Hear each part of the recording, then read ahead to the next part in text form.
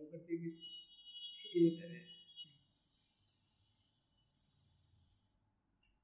Hello दोस्तों, आज हम शुरुआत करते हैं दैनिक जागरण का एनालिसिस करना। तो हम शुरुआत करते हैं रेवड़ी संस्कृति पर रोक के लिए सुप्रीम कोर्ट बनाएगा विशेष समिति। यह जो टॉपिक है हमारे GS2 पॉलिटी एंड गवर्नेंस से आता है। इसमें मुक्त वाली घोषणाएं पर रोक लगाने के लिए सुप्रीम कोर्ट ने चुनाव आयोग से, सरकार से और वित्त आयोग से और भारतीय रिजर्व से एक रचनात्मक सुझाव के लिए कहा है कि आप इसके लिए कोई सुझाव दीजिए। अब मुक्त रेवड़ी पर रोक लगे, रेवड़ियाँ बांटने पर रोक लगे। रेवड़ी कल्चर के दो प्रभाव होते हैं, एक तो मतदाता को प्रभावित किया जाता है, दूसरा अर्थव्यवस्था पर भी बोझ पड़ता है। दूसरी टॉपिक है अपनी, सरकार ने वापस लिया डाटा प्रोटेक्शन बिल।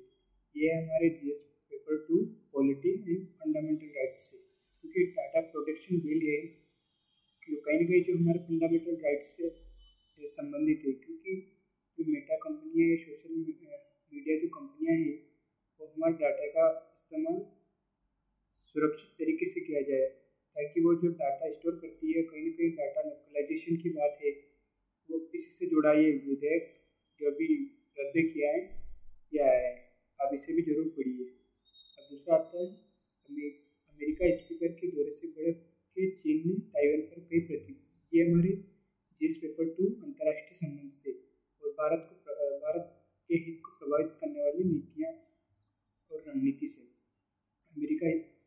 अमेरिका प्रतिनिधि सभा की स्पीकर नैन्सी पेलोसी जो अभी ताइवान के दौरे पर गई थी, इसको देखकर चीन ने ताइवान पर कई प्रतिबंध लगा दिए। चीन ने ताइवान के हवाई क्षेत्र में लड़ाकू विमान भेजे। इसके अलावा उसके आसपास समुद्र क्षेत्र में युद्ध अभ्यास किया। आप इसे भी जरूर पढ़िए। फिर आते यंग इंडिया के दफ्तर पर अस्थायी तौर पर सील। ये हमारे GS2 यानी शासन व्यवस्था सरकारी हस्तक्षेप से संबंधित है। हेराल्ड हाउस स्थित यंग इंडिया के दफ्तर की प्रवर्तन निदेशालय ने सील कर दिया, जिसे अस्थायी तौर पर सील कर दिया है ना। आप इसे भी जरूर पढ़िए। इसके बाद चलते अपन ये गुलाम कश्मीर व बलूचिस्तान में सैन्य ढांचा बना रही है चीनी सेना। ये हमारे GS पेपर 3 अंतर्राष्ट्रीय संबंध और भारत को प्रभावित करने वाले नीति या दूसरे देशों की। चीन पाकिस्तान आर्थिक कॉरिडोर परियोजना जो चीन और पाकिस्तान के बीच है, जो POK से होकर गुजर रही है। रणनीति के तहत चीन की सेना यानी पीपुल्स लिबरेशन आर्मी बलूचिस्तान से लेकर गुलाम कश्मीर के इलाके में पाकिस्तान सेना के लिए सैन्य ढांचे का निर्माण कर रही है।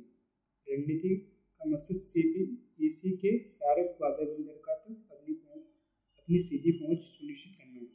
ग्वादर बंदरगाह तक निर्बाध रास्ता बनाकर चीन अपने आर्थिक फायदे के लिए पाकिस्तान के प्राकृतिक संसाधनों का भरपूर दोहन करने की तैयारी में है।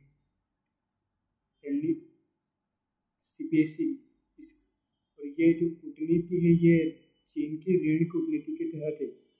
चीन अपनी बेल्ट एंड रोड इनिशिएटिव के तहत हिंद महासागर तक अपनी पहुंच सुनिश्चित करना चाहता है। आप इसे भी पढ़िए। खत्म होंगे टोल प्लाजा। GPS के जरिए वाहनों से वसूला जाएगा शुल्क। ये हमारे GS paper 2 governance development process government policy से संबंधित टॉपिक है। इसमें राजमार्गों पर टोल प्लाजा नहीं दिखाई देंगे। टोल प्लाजा में ट्रैफिक जाम और लंबी लाइनें जैसी कई समस्या पैदा की। सरकार टोल वसूलने के लिए 2 विकल्पों पर विचार कर रही है। सैटेलाइट आधारित टोल सिस्टम है, जहां वाहन GPS होगा और टोल सीधे कार मालिक के बैंक खाते से कट जाएगा, और दूसरा विकल्प है नंबर प्लेट के माध्यम से टोल वसूलने का। एक GPS आधारित तकनीक पर भी काम किया जा रहा है। फास्टैग की शुरुआत हो गई है, जिससे राजस्व में उल्लेखनीय वृद्धि हुई है। 3 वर्षों में बनेंगे 26 ग्रीन एक्सप्रेसवे। 26 नए ग्रीन एक्सप्रेस बनाएंगे भारतीय राष्ट्रीय राजमार्ग प्राधिकरण। और अभी जो संसद में है, देश में कार्बन बाजार को स्थापित करेगा नया कार्बन बाजार। ऊर्जा के गैर पारंपरिक स्रोतों के उपयोग को बढ़ावा देने के सरकार की तरफ से प्रस्तावित ऊर्जा संरक्षण संशोधन विधेयक 2022 की भूमिका अहम होगी। भवनों में रिन्यूएबल एनर्जी के उपयोग को बढ़ावा दिया जाएगा। दूसरा है पर्यावरण परिवर्तन पर एनडीसी को दी मंजूरी। ग्लासगो सम्मेलन जहाँ COP26 हुआ था, वहाँ प्रधानमंत्री जी ने पंचामृत की रणनीति की घोषणा की थी।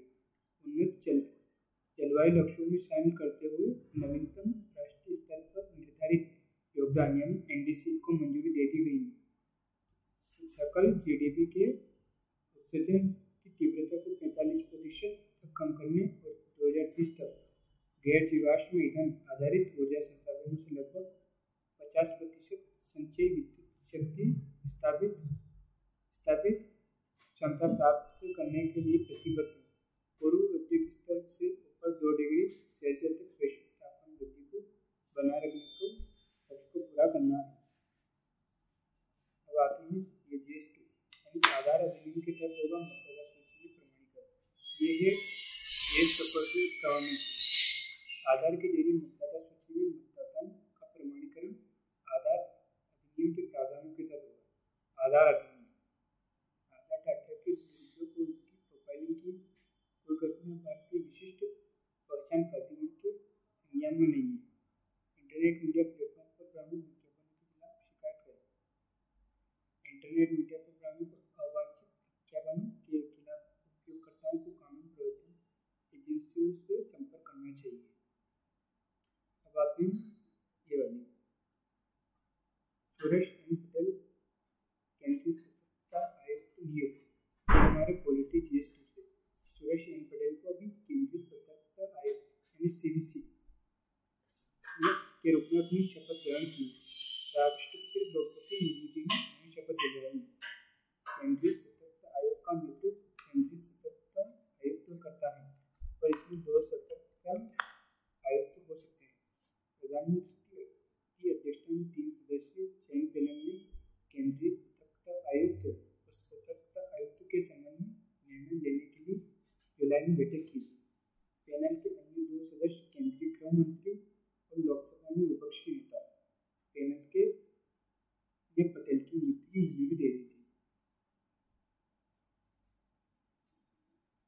फिर ये वाला देखिए, केंद्र ने चीफ जस्टिस ऑफ इंडिया से उत्तराधिकारी की सिफारिश करने को कहा। GS2 पॉलिटी यानी न्यायपालिका से संबंधित है।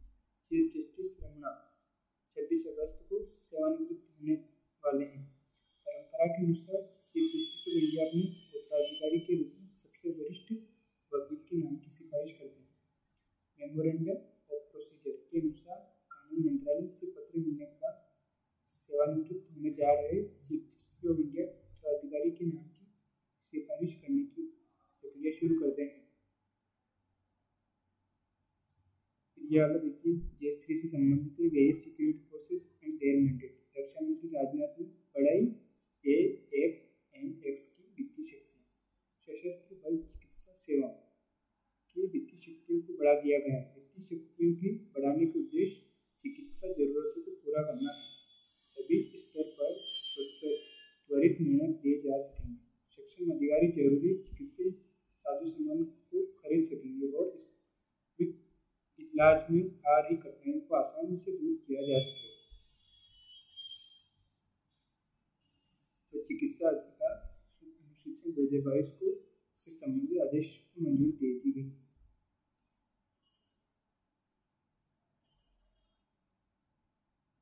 बातें हैं राम सेतु संबंधी याचिका को सुनवाई के लिए सूचीबद्ध करेगा सुप्रीम कोर्ट। ये हमारी GS2 government policies issue relating to development. Ram Setu राष्ट्रीय विरासत स्थल घोषित करने के लिए केंद्र सरकार को निर्देश देने की अपील की गई थी। राम सेतु को एडम ब्रिज के तौर पर भी जाना जाता है। यह तमिलनाडु के दक्षिण पूर्वी तट पर पंबनदीप और श्रीलंका के उत्तर पश्चिमी तट पर मन्नार द्वीप के बीच चूनापत्थर की एक श्रृंखला है। सेतु समुद्रम शिप चैनल परियोजना के खिलाफ अपनी जनहित याचिका में राम सेतु का राष्ट्रीय धरोहर घोषित करने का मुद्दा उठाया गया था। मामला सुप्रीम कोर्ट में पहुंचा जहां 2007 में राम सेतु पर परियोजना पर रोक लगा दी गई। सामाजिक आर्थिक नुकसान पर विचार किया गया था, पर राम सेतु को नुकसान पहुंचाए बिना शिपिंग चैनल परियोजना के लिए एक और मार्ग तलाश करने की कोशिश की जा रही है। अब बिटकॉइन के जरिए आत्मा ऑक्सीजन देने का शेड्यूल। ये हमारे GS2 से चैलेंजेस टू इंटरनेट सिक्योरिटी से कश्मीर में सुरक्षा बलों अन्य एजेंसियों ने आतंकियों को अलगाववादी नेटवर्क पर शिकंजा कस दिया है तो पाकिस्तान बिटकॉइन यानी डिजिटल करेंसी के जरिए आतंक को वित्त ऑक्सीजन देने का षड्यंत्र में जुट गया है। पाकिस्तान में ही बेटा और वहाँ ISI और कुछ आतंकी कमांडर के साथ मिलकर जम्मू कश्मीर में सक्रिय आतंकी व अलगाववादी तत्वों के एजेंटों को बिटकॉइन के जरिए पैसा पहुँचा रहे हैं। बिटकॉइन के रूप में पैसा प्राप्त करने के बाद उसे भारतीय मुद्रा में बदल आतंकियों व अलगाववादियों को पहुँचाते हैं। बिटकॉइन के जरिए पैसा पाकिस्तान से ही आ रहा है। पैसे का स्रोत पता न चले इसलिए बिटकॉइन को कई खातों में स्थानांतरित किया जाता है। बिटकॉइन के अंतर्राष्ट्रीय लेनदेन की प्रक्रिया में व्याप्त खामियों का पूरा लाभ ये लोग उठाते हैं। यही है बिटकॉइन। बिटकॉइन क्रिप्टोकरेंसी किसी केंद्रीय बैंक से संचालित नहीं होती। बिटकॉइन नेटवर्क के माध्यम से ही भुगतान करती है।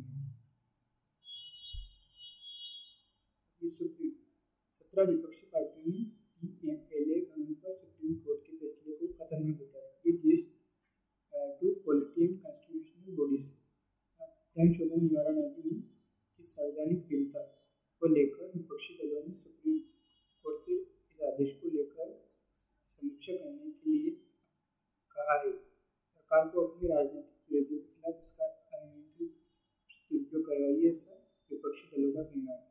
धन शोधन निवारण अधिनियम 2002। आविष्कृत देखिए, विदेशी धन लाने के लिए PFI ने खोजा नया तरीका। ED ने खोली पोल। ये GS3 इंटरनल सिक्योरिटी संबंधित है। विदेशी फंडिंग हासिल करने के लिए People's Front of India PFI ने नया तरीका ढूंढ लिया। पीपल्स फ्रंट ऑफ इंडिया सीधे अपने खातों में विदेशी फंडिंग हासिल करने की बजाय इसे अपने समर्थकों के खातों में रेमिटेंस भुगतान के रूप में मंगवाता रहा है। खाड़ी देशों में बड़ी संख्या में भारतीय काम करते हैं और भारत में परिवार वालों को भी धन भेजते हैं। खाड़ी देशों में रेमिटेंस के रूप में मंगवाता है वह, फिर खातों में जमा करवाता है कैश। ED के रडार पर रहता है ब्लैक से व्हाइट बनाने का खेल। ये GS2 और 3 संबंधित है। सिक्योरिटी प्रोसेस ED का काम है धन शोधन निवारण अधिनियम के तहत कार्यवाही करना। इसको भी आप देखिएगा जरूर। फिर आता है रक्षा प्रस्ताव दुश्मन के रडार खाएंगे अच्छा। ये GS3 science and technology India achievement से संबंधित है, जिसमें रक्षा उपकरणों पर सैन्य उपकरण पर रडार की परत चढ़ाने से सैन्य उपकरण रडार की पकड़ में नहीं आ सकेंगे। रडार ऑब्जर्वर कोटिंग का रक्षा सैन्य उपकरण पर चढ़ाने से ये रडार की नजर में नहीं आ सकेंगे। मदद से दुश्मन की धरती पर किसी भी गोपनीय ऑपरेशन का अंजाम देना आसान होगा। ऑब्जर्वर कोटिंग कार्बन के और फेराइट आधारित नमक मटेरियल पॉलीमर के साथ मिलकर बनाया गया है। इसकी विशेषता है कि उपकरण या वस्तु पर इसकी परत के रूप में लगाने पर यह रडार, सोनार, इंफ्रारेड आदि से निकलने वाली विद्युत चुंबकीय तरंगों को अवशोषित कर लेता है। इससे उपकरण रडार की पकड़ में नहीं आता। कोटिंग का इस्तेमाल लड़ाकू विमान, हेलीकॉप्टर, मिसाइल, ड्रोन, जलीय यान, युद्धपोत, पनडुब्बी, टैंक आदि पर किया जाए। दुश्मन के रडार से पकड़ नहीं पाएंगे। इसी टेक्नोलॉजी चीन और अमेरिका और रूस के पास ही है। भारत ने भी इस तरह की तकनीक विकसित कर ली है। EMI परीक्षण सामग्री की परत सभी तरह के इलेक्ट्रॉनिक्स उपकरणों को बाहरी विद्युत चुंबकीय स्तर से होने वाले नुकसान से बचाती है। यह पदार्थ सभी तरह की माइक्रोवेव ऊर्जा को अवशोषित करने की क्षमता रखते हैं। आप इसको भी पढ़िएगा। रोजगार बढ़ाती डिजिटल अर्थव्यवस्था और सड़कों विचाराधीन कैदियों के परिवारों की पीड़ा। ये न्यायिक सुधार से संबंधित है, आप इसे जरूर देखिएगा।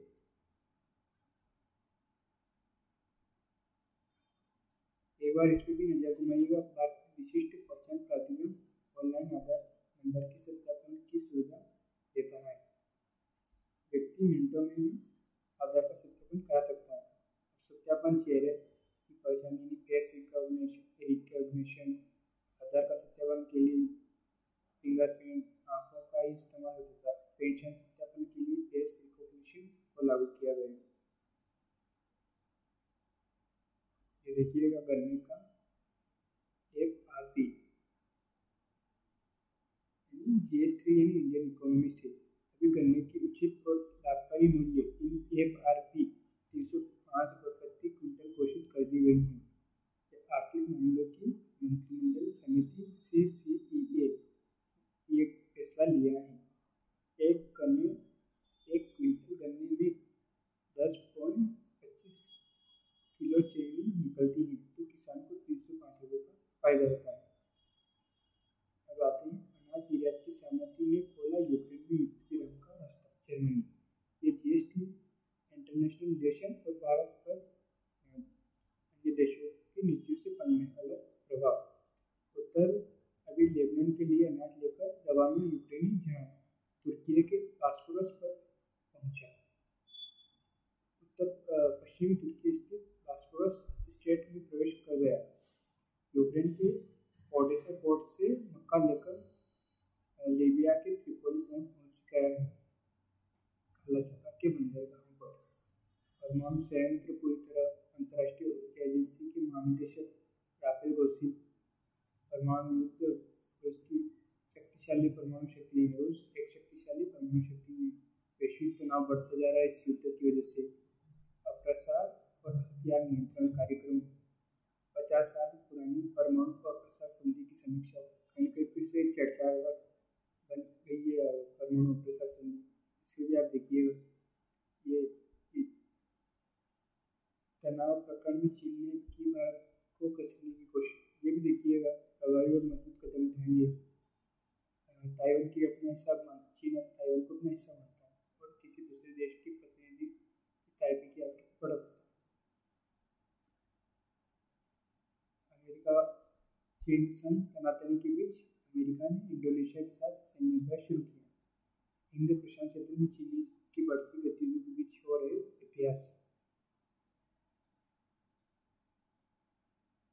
अभ्यास का लक्ष्य मुक्त एवं स्वतंत्र हिंद प्रशांत के समर्थन में आपसी सहयोग, क्षमता और विश्वास को मजबूत करना है।